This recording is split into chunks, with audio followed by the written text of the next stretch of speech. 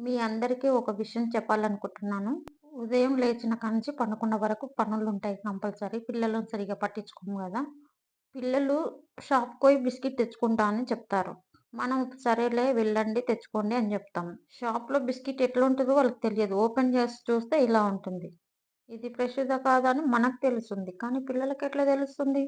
మంచిగనే ఉందని తినేస్తారు. ఇప్పుడు నేను చూసినాను గాబట్టి నాకు తెలుసు.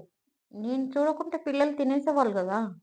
నేను వెళ్లి షాప్‌కి పోయి అడుగుతే వాళ్ళేమంటున్నారు, "ఏందమ్మా పాడైన బిస్కిట్ ఇచ్చినావంటే" వాళ్ళేమంటున్నారంటే, "లోపల ఎట్లుంటదో మాకు తెలవదు గదా!" అని చెప్తున్నారు. స్టాక్ మాల్ ఇట్లా పెట్టుకొని అమ్ముతే పిల్లలు చూసుకోకుండా తింటే వాళ్ళకి వాంతులు, విరేచనలైతే ఎవరు బాధ్యత?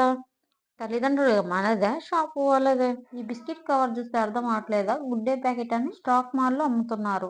ఇలాంటి చిన్న చిన్న విషయాలే పెద్దగా అవుతున్నాయి. వీళ్ళెవ్వరిని పట్టించుకోరు గదా!